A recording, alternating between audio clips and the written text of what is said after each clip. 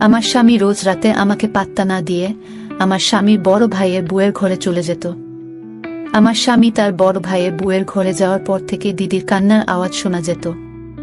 আমি অনেক অনেক জিজ্ঞাসা করার পরও আমার স্বামী আমাকে কিছুই বলতো না, আর আমার স্বামীর বড় ভাইয়ের বউয়ের সাথে সাথে থাকত।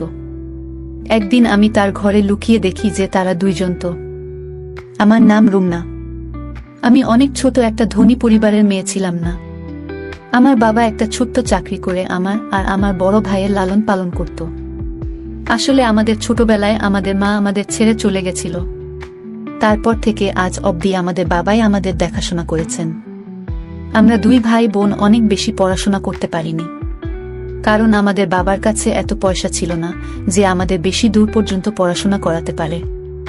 কিন্তু ক্লাস 12 পর্যন্ত আমি গ্রামের স্কুলে পড়েছিলাম। তারপর আমি ঘর সামলাতে থাকি, আর আমার বড় ভাই সুরেশও একটা বেসরকারি চাকরি করত। আর দিন চলে যেত মোটামুটি ভাবে। ভাইয়ের উপার্জনের ফলে আমার বাবারও কিছুটা সাহায্য হয়ে যেত। আসলে বাবার উপার্জন এতটা কম ছিল যে সেই পয়সায় ঠিক করে আমাদের সংসার চলত না।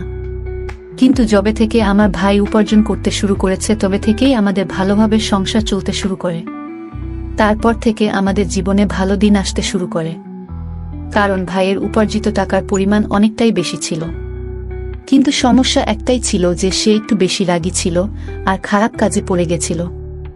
প্রায় দিনই আমাদের বাড়িতে নানা রকমের লোক আসত, কিন্তু আমার বাবার কিছুই করার ছিল না, কারণ আমরা তাকে অনেক বোঝানোর চেষ্টা করেছিলাম, কিন্তু সে বোঝার মানুষ ছিল না। এই জন্য আমরা এটা ভেবে ভেবে অস্থির হয়ে যাচ্ছিলাম যে কিভাবে তাকে বোঝানো যায়। ঠিক তখন একদিন আমার মামা আসে আমাদের বাড়িতে। তখন সে বলে আমাদের তার বিয়ে দিয়ে দেওয়া উচিত, তাহলে সে একদম ঠিক হয়ে যাবে। আমাদের তার কথা ঠিক বলে মনে হয়। তার বিয়ে দিলে হয়তো তার ব্যবহারে পরিবর্তন আসবে, হয়তো সে এইসব ভুল জিনিস থেকে বেরিয়ে আসতে পারবে। এই সব কিছু ভেবে আমার বাবা আমার মামাকে বলে যে একটা ভালো পাত্র খুঁজে দাও যাতে আমার ঘরে খুশি আসে, আর তার এই রকম ব্যবহার থেকে আমরা মুক্তি পেতে পারি। মামা অনেক চেষ্টা করে একটা পাত্র খুঁজে বলে যে পাত্রটা অনেক ভালো, মেয়ে অনেক ভদ্র, মেয়েটা অনেক বেশি দূর পর্যন্ত পড়াশোনা করেনি, কিন্তু সে তোমার সংসার অনেক ভালো করে সামলাতে পারবে।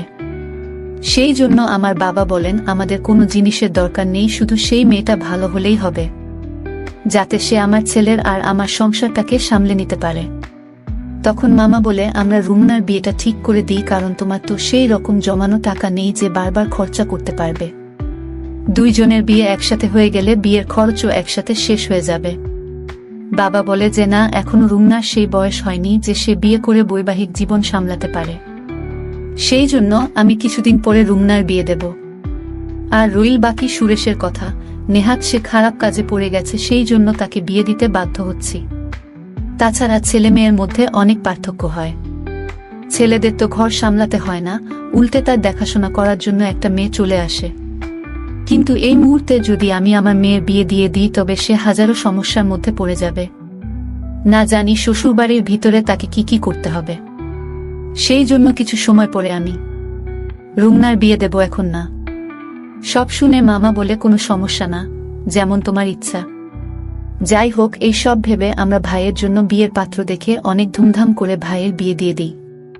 আমার বড় ভাইয়ের বিয়ের পর তো যেন আমাদের বাড়িটা অনেক সুন্দর হয়ে গিয়েছিল, কারণ বৌদি আসার পরে আমার ভাই সব খারাপ কাজ করা বন্ধ করে দেয়। সে খারাপ কাজ করার পাশাপাশি সব খারাপ কাজ করা ছেড়ে দেয়, আর সে অনেক মন দিয়ে নিজের কাজকর্ম করতে শুরু করে এবং সব বাড়ির দায়িত্ব পালন করতে শুরু করে। ভাই আমার বাবাকেও কাজে যেতে বারণ করে দেয়, আর বলে এখন আমি উপার্জন করি, তোমার এত ছোটখাটো চাকরি করতে হবে না। এখন বাবা সারাদিন বাড়িতে বসে আরাম করে, বৌদি তার সেবা করে, আর ভাই মন দিয়ে চাকরি করে পয়সা উপার্জন করতে শুরু করে, যার জন্য আমাদের সংসার অনেক ভালোভাবে চলে যেতে থাকে। পাশাপাশি আমাদের টাকাও জমতে শুরু করে। এখন আমাদের সুখের দিন ছিল। এভাবেই দিনগুলো পার হতে থাকে। আস্তে আস্তে আমার আর বৌদির মধ্যে এত ভালো সম্পর্ক তৈরি হয়ে যায় যে আমরা বৌদি আর আমি কম, একে অপরের বোন বেশি ছিলাম। আমি সব কথা আমার বৌদিকে বলতাম, আর বৌদি আমাকে নিজের সব থেকে ভালো বন্ধু মনে করত। সে তার নিজের সব ছোট বড় কথা আমাকে বলতো, আর সে বলতো তুমি তো আমার নিজের ছোট বোনের মতো। আমার আর বৌদির এত ভালো সম্পর্ক দেখে বাবা আর ভাই অনেক খুশি হতো। হয়তো আমার বৌদি আমার বাবা ভাইয়ের এত ভালোবাসা পেয়ে সে তার বাবার বাড়িতেও যেতে চাইতো না। আমি মাঝে মাঝে ভাবতাম এ কেমন মেয়ে যে বাবার বাড়ি থাকার চেয়ে বেশি বাড়িতে থাকতে পছন্দ করে। হ্যাঁ, এটাই আমার বৌদি ছিল। সে এই রকমই। হয়তো সে এখানে বাবার বাড়ির থেকে বেশি ভালোবাসা পেত, সেই জন্য সে তার বাবার বাড়িতে যেতে চাইতো না। তাছাড়া তার সাথে এরকম ব্যবহার করতে আমারও ভালো মনে হতো। আর তাছাড়া আমার বাবা আমাদের সবসময় বোঝাত যে যেমন কর্ম করবে সে রকমই ফল পাবে। আর যদি আমি আমার বৌদির সাথে ভালো ব্যবহার করি তাহলে পরবর্তীকালে আমিও শ্বশুর বাড়ি গিয়ে ভালোভাবে থাকতে পারবো। এইভাবেই আমি সবার সাথে মিলেমিশে থাকি। এখন আমার মামা আবার আমাদের বাড়িতে এসে বলে এখন তো আর কোনো সমস্যা নেই, এখন তো সুরেশের বিয়ে হয়েছে, অনেক দিন হয়ে গেল, এখন আমাদের রুমনার জন্য পাত্র দেখা উচিত, কারণ এখন রুমনার বিয়ের বয়স হয়ে গেছে। তখন আমার বাবা বলে এখন আমার রুমনার বিয়ে দিতে কোনো অসুবিধা নেই, কারণ আমার ছেলে ঘর সামলে নিয়েছে আর আমার সেবা করার জন্য আমার মেয়ের মতো একটা বৌমা এনেছে। এখন রুমনার জন্য কোনো ভালো ছেলে খুঁজতে হবে। তখন বাবা মামাকে বলেন তোমার কাছে যদি কোনো ভালো পাত্র থাকে তবে তুমি বল। তাছাড়া আমার ছেলের জন্য তো তুমি পাত্র খুঁজে বের করেছিলে, আর পাত্রটা এত ভালো যে আমি আজও তার গুণগান করি। এই জন্য তুমি একটা ভালো পাত্র খুঁজে দাও। তখন মামা বলে খোঁজার কি দরকার আছে, আমার বন্ধুর ছেলেই তো আছে। তারা 2 ভাই, বাড়িতে মা বাবা 2 জন ভাই, মোট 4 জন থাকে। ছেলে একটা বড় কোম্পানিতে ভালো মাইনের চাকরি করে, আর তার বড় ভাইও একটা ভালো চাকরি করে। আসলে তার বড় ভাইয়ের বিয়ে আগে থেকেই ঠিক হয়ে আছে, এজন্য ছোট ছেলের জন্য পাত্র খোঁজা হচ্ছে। ছোট ছেলের জন্য ভালো মেয়ে খুঁজে পাওয়া গেলে 2 ভাইয়ের একসাথে বিয়ে দিয়ে দেবে, সেজন্য তারা আমাকে পাত্রের জন্য বলেছে। তাই আমি রুমনার কথা তাদেরকে বলেছি। সেই জন্য আমার মনে হলো তোমার থেকে অনুমতি নেওয়া উচিত। বাবা বলল এতে মতো নেওয়ার কি দরকার আছে, তোমার যখন ইচ্ছা ছেলের বাড়ির লোকেদের ডাকতে পারো, আমরা তৈরি আছি। মামা বলল ঠিক আছে, তবে কালকে ডেকে নেব। পরের দিন আমার স্বামী তার কিছু বন্ধুদের নিয়ে আমাদের বাড়িতে আমার জন্য পাত্র দেখতে আসে। আমার স্বামীর নাম ছিল রমেশ। রমেশকে দেখতে অনেক সুন্দর ছিল, আর ভালো পোশাক পরার জন্য তাকে আরো বেশি সুন্দর দেখাচ্ছিল। রমেশকে দেখে তো আমার হুঁশ উড়ে গেল। আমি বুঝতে পারছিলাম না যে এত সুন্দর ছেলে কি আমাকে পছন্দ করবে। কিন্তু যখন নিজেদের মধ্যে কথা বলার জন্য আমাদের 2 জনকে একা জায়গায় ছেড়ে দেওয়া হয়, তখন রমেশের কথা আমার মন ছুঁয়ে যায়। রমেশ এত মিষ্টি করে এত ভালো করে কথা বলছিল যে মনে মনে আমি তাকে নিজের স্বামী হিসেবে স্বীকার করে নিয়েছিলাম। আর পাশাপাশি ভগবানের কাছে প্রার্থনা করছিলাম যেন কোনো রকমে আমাদের বিয়েটা হয়ে যায়, কারণ প্রতিটা মেয়ের একটা স্বপ্ন থাকে যে তার স্বামী দেখতে সুন্দর হবে, ভদ্র হবে, আর এই সমস্ত গুণ রমেশের মধ্যে ছিল। আমি কি করে তাকে ছেড়ে দিই? তখন আমি ভাবি যদি আমার ভাগ্যে রমেশ থাকে তো নিশ্চয়ই তার সাথে আমার বিয়ে হবে। যাই হোক, তারা আমাকে দেখে বাড়ি চলে যায়, আর কিছুদিন পরে ফোন করে বলে যে আমাকে তাদের অনেক পছন্দ হয়েছে। এইভাবেই আমাদের বিয়ে ঠিক হয়ে যায়। আমি আর রমেশ ফোনে কথা বলতে থাকি। এইভাবেই দিন পার হতে থাকে। রমেশের সাথে কথা বলতে আমার একটুও ভয় হতো না। আমি পুরোপুরি রমেশকে ভালোবেসে ফেলেছিলাম। আর এইভাবেই আমাদের বিয়ের দিন কাছে আসতে থাকে। আমাদের বাড়িতে আত্মীয়রা আসতে শুরু করে দিয়েছিল, আর আমার বড় ভাই বিয়ের দায়িত্ব অনেক ভালোভাবে সামলে নিয়েছিল। সে কোনো জিনিসের অভাব রাখেনি। এত সুন্দর পরিবেশ তৈরি করেছিল দেখে মনে হচ্ছিল মেয়ে নয়, যেন ছেলের বিয়ে হচ্ছে। অনেক ভালো করে আমার বাবা আর আমার ভাই আমার বিয়ে দিতে চেয়েছিল। বলতো রুমনার বিয়েতে কোনো জিনিসের অভাব যেন না হয়। বাবা বলল আমি কখনো চাই না যে রুমনার এটা মনে হোক যে তার মা থাকলে আরো ভালো করে বিয়ে হতো। কিন্তু আমার মায়ের অভাব তো সে চেয়েও পূরণ করতে পারবে না। তবে সে আমার জন্য এত কিছু করছিল যে আমি তার ঋণ কোনোদিন শোধ করতে পারবো না। কিন্তু এত আত্মীয়দের ভিড়েও আমার মায়ের কথা অনেক বেশি করে মনে পড়ছিল।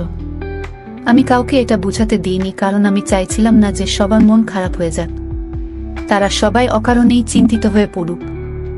সেজন্য আমি তাদের সামনে সব সময় হাসি খুশি থাকতাম, যাতে তারা এটা কখনো না বুঝতে পারে যে আমার মায়ের কথা অনেক মনে পড়ছে। এইভাবে বিয়ের দিন চলে এলো। আমার রমেশের সাথে অনেক ভালো করে বিয়ে হয়ে গেল। আর আমি নিজের বাবার বাড়ি থেকে বিদায় নিয়ে চলে গেলাম। আমি অনেক আশা নিয়ে শ্বশুর বাড়িতে যাই, আর অনেক ভালো করে আমার গৃহে প্রবেশ করানো হয়েছিল। অনেক নিয়ম পালন করার সাথে সাথে আমাকে কিছু মেয়েদের মাঝখানে বসানো হলো, যারা রমেশের গুণগান করছিল। তাদের গুণগান শুনতে আমার অনেক ভালো মনে হচ্ছে। আর তাছাড়া তার গুণগুলো ঠিক ছিল, কারণ এতদিন ধরে আমি রমেশের মধ্যে এইসব গুণগুলো দেখেছিলাম। আমি এখন শুধু অধীর আগ্রহে অপেক্ষা করছিলাম কখন রমেশের সাথে সময় পার করব। অনেক অল্প সময়ের মধ্যেই আমাকে রমেশের ঘরে বসিয়ে দেওয়া হয়, আর কিছুক্ষণের মধ্যেই রমেশ ঘরে চলে আসে। তার ঘরে আসার পরে আমরা নিজেদের মধ্যে কিছুক্ষণ কথা বলি, তারপর আমাদের নতুন জীবন শুরু করি। পরের দিন আমি ঘুম থেকে উঠে সবার জন্য খাবার তৈরি করে আমার কাজ করতে থাকি। আমি আমার বড় দিদির সাথে অনেক ভালো মিশে গিয়েছিলাম। আসলে রমেশের বিয়ের দিন তার বড় ভাইয়েরও বিয়ে হয়েছিল। আমাদের দুইজন বউকে একসাথে গৃহ প্রবেশ করানো হয়েছিল, আর আমাদের দুইজনেরই আজকে এই বাড়িতে প্রথম দিন ছিল। আমরা দুইজনে মিলে একসাথে মিষ্টি বানাই আর সবার মন জয় করে নিই। এখন আমি আমার স্বামী বড় ভাইয়ের বউকে বড় দিদির মতো মানতে শুরু করেছিলাম। আমি তার সেবাও করতাম। আমার বড় দিদিও অনেক খুশি ছিল। আমরা দুইজন বোনের মতোই থাকতাম, আর আমাদের মধ্যে অনেক ভালো সম্পর্ক তৈরি হয়ে গিয়েছিল। আমাদের এত ভালো সম্পর্ক দেখে বাড়ির লোকও অনেক খুশি ছিল। এখন দিনেশও কাজে যেতে শুরু করেছিল। এইভাবে আমাদের অনেক আনন্দে দিন পার হতে থাকে। এখন কে জানতো যে এত খুশির মাঝখানে দুঃখের এত বড় পাহাড় ভেঙে পড়বে। একটা অ্যাক্সিডেন্টে আমার স্বামীর বড় ভাই এই পৃথিবী ছেড়ে চলে যায়। আমি তো কিছুই বুঝতে পারছিলাম না যে বাড়ির লোকেদের কি করে সামলাবো, কারণ সব লোক অনেক ভেঙে পড়েছিল। আর কেনই বা পড়বে না, সবেমাত্র বিয়ের 1 মাস হয়েছিল, আর এর মধ্যেই এত ছোট বয়সে আমার বড় দিদি বিধবা হয়ে গিয়েছিল। আমার বড় দিদির উপরে আমার অনেক মায়া হচ্ছিল। আমি কিছুই বুঝতে পারছিলাম না যে আমি কি করে তাকে সামলাবো। আমি কোনো রকমে রমেশকে সামলাই আর বলি, এখন থেকে তোমার বৌদির অনেক খেয়াল রাখতে হবে। আমাদের সেই জন্য কোনোভাবে তার সামনে ভেঙে পড়লে চলবে না। আমাদের সবসময় তাকে ভালো রাখতে হবে। রমেশ আমার কথা বুঝতে পারে, আর আমরা আমার বড় দিদির খেয়াল রাখতে শুরু করি। আস্তে আস্তে সময় পার হতে থাকে, আর আমার স্বামীর বড় ভাইয়ের এই পৃথিবী থেকে চলে যাওয়ার 1 বছর হয়ে গিয়েছিল। আমাদের বাড়িতে সবাই বলে যে আমার বড় দিদির বিয়ের মাত্র 1 মাসের মধ্যেই তার স্বামী এই পৃথিবী ছেড়ে চলে যায়, আর তার জীবন শুরু হওয়ার আগেই শেষ হয়ে যায়। তাই সবাই মিলে ঠিক করে যে আমার বড় দিদির আবার বিয়ে দেবে, যাতে সে তার ভবিষ্যৎ জীবনে সুখী থাকে। বেচারির না কোনো সন্তান ছিল আর না স্বামী। সে একলা কি করে এত বড় জীবন পার করবে? কিন্তু আমার বড় দিদি বলে আমি যখন থেকে বিয়ে করে এই বাড়িতে এসেছি, সেই দিন আমি আমার স্বামীকে কথা দিয়েছিলাম, আর আমি যতদিন বাঁচব এই বাড়ির বউ হয়েই থাকব। আর আমি আমার এই কথা সারা জীবন পালন করব। তাতে আমার কোনো সন্তান থাকুক আর না থাকুক। যখন রমেশের সন্তান হবে তখন আমিও তাকে নিজের সন্তানের মতো আদর করব, ভালোবাসব। আমার বড় দিদির এরকম কথা শুনে আমি অনেক খুশি হই। তখন আমি আর রমেশ একটা প্ল্যান বানাই যে আমরা আমাদের প্রথম সন্তান তাকে দিয়ে দেব। সে যেভাবে ইচ্ছা তাকে মানুষ করবে, আর তার সাথে নিজের সারা জীবন পার করে দিতে পারবে। এই ভেবেই আমরা শান্তিতে থাকি। এই কিছুদিন ধরে আমার সামনে অদ্ভুত অদ্ভুত দৃশ্য আসতে থাকে। আসলে আমার স্বামী আমার কাছে আসতো না। সন্ধে হতেই আমার স্বামী আমার স্বামীর বড় ভাইয়ের বউয়ের ঘরে চলে যেত, আর আমার স্বামী তার ঘরে যাওয়ার সাথে সাথে আমার স্বামীর বড় ভাইয়ের বউয়ের অনেক আওয়াজ আসত। এমন মনে হতো যেন সে কাঁদছে। আমি এটা কিছুতেই বুঝতে পারতাম না যে রমেশ আমার বড় দিদির ঘরে গিয়ে তার সাথে কি করে। আমাকে এড়িয়ে আমার স্বামী আমার বড় দিদির ঘরে যেতই বা কেন? আমি কিছুটা তো আন্দাজ করতেই পেরেছিলাম যে কি হতে পারে। অফিস থেকে ফিরেই সে বড় দিদির ঘরে চলে যেত, আর সারা রাত তার ঘরেই থাকত। আমি যখনই এই ব্যাপারে রমেশের সাথে কোনো কথা বলার চেষ্টা করতাম, তখনই রমেশ এড়িয়ে যেত।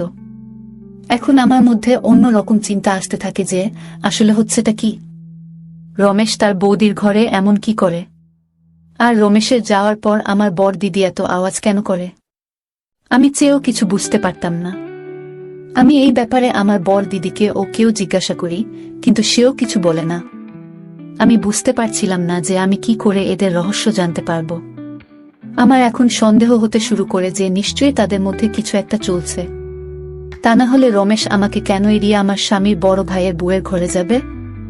যদি এমন কিছুই হয়ে থাকে তবে রমেশের উচিত আমার সাথে এসে কথা বলা। কিন্তু রমেশ আমাকে কোনো কিছু বলতে চাইছিল না। তার জন্য আমি একদিন ভাবলাম যে আমি ঘরের মধ্যে লুকিয়ে যাই, যাতে জানতে পারি আসল রহস্যটা কি। তাহলে কোনটা সত্যি আর কোনটা মিথ্যে প্রমাণ হয়ে যাবে। যদি সত্যি এরকম কোনো কথা থেকে থাকে তবে আমি তাদের নিয়ে সবার সামনে যাব। আমি রোজ রোজ আর এইসব সহ্য করতে পারছিলাম না। এইসব ভেবে একদিন আমি তার ঘরে লুকিয়ে বসে রইলাম। কিছুক্ষণ পর তারা যখন ঘরে এলো তারপর আমি যা দেখলাম সেটা দেখে আমার মনটা কেঁপে উঠল। আমি দেখলাম যে আমার স্বামীর বড় ভাইয়ের বউ আমার স্বামীর বড় ভাইয়ের ছবি হাতে নিয়ে কাঁদছিল। তখন রমেশ তাকে আস্তে আস্তে সামলানোর চেষ্টা করছিল। আমি কিছু বুঝতে না পেরে হঠাৎ ঘরের মধ্যে থেকে বাইরে বেরিয়ে আসি। আমাদের হঠাৎ সেখানে দেখে তারা অবাক হয়ে ওঠে। তখন রমেশ বলে, তুমি এখানে লুকিয়ে কি করছো? তখন আমি বলি, আমি জানতে চাইতাম যে আসলে তোমাদের মধ্যে কি চলছে। তখন রমেশ আমার কথায় রেগে গিয়ে বলল, তুমি সত্যি জানতে চাও তো? তাহলে শোনো, আসলে আমার বড় ভাইয়ের অ্যাক্সিডেন্ট তোমার ভাই করিয়েছে। কারণ সে আমার বৌদিকে অনেক আগে থেকে ভালোবাসতে পছন্দ করত, আর তার সাথে বৌদির বিয়ে না হওয়ায় তার রাগ অনেক সীমায় পৌঁছে যায়। আর যখন আমার বড় ভাইয়ের সাথে বৌদির বিয়ে হলো তখন তোমার ভাই আমার বড় ভাইয়ের অ্যাক্সিডেন্ট করিয়ে দেয়, আর প্রতিদিন আমার বৌদিকে বিরক্ত করতে শুরু করে। যখন রমেশ আমার ভাইয়ের করা সব অন্যায়ের কথা বলে সেগুলো শুনে তো আমি বিশ্বাসই করতে পারছিলাম না। আমি অনেক ভেঙে গিয়েছিলাম। রমেশ আমাকে সামলে বলে, আমরা তোমাকে এই জন্য বলিনি যাতে তুমি কোনো রকম কষ্ট না পাও। আমরা এটা আগে থেকেই জানতাম। আমি রোজ রাতে ওই জন্য বৌদিকে বোঝাতে আসতাম যে কোনোভাবে যেন রুমনা এইসব কথা না জানতে পারে। আর এই ব্যাপারটাকে আমরা যে কোনোভাবে মিটিয়ে নিতে চাইতাম। আমরা চাইতাম যে তোমার ভাই নিজে থেকে বুঝতে পারে, কারণ দুই পরিবারের সম্পর্ক আমি কোনোভাবেই নষ্ট হতে দিতে চাইতাম না। রাগ আমারও হতো, সে আমার বড় ভাইকে শেষ করে ফেলেছিল। কিন্তু আমি তোমার মুখের দিকে তাকিয়ে কোনো কথা বলিনি।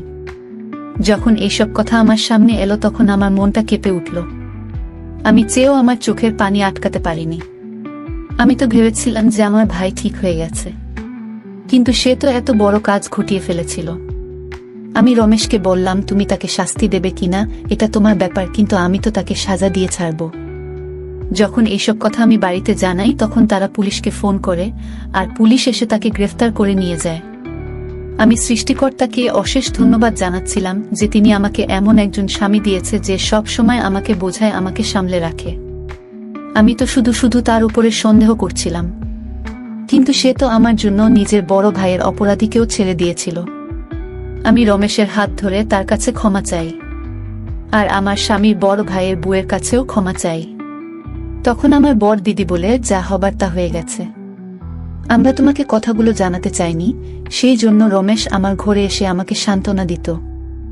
আমরা চাইছিলাম না যে তোমার কোনো সমস্যা হোক, কারণ যখন তুমি জানবে যে এসবের পিছনে তোমার ভাইয়ের হাত আছে তখন তুমি অনেক দুঃখ পাবে।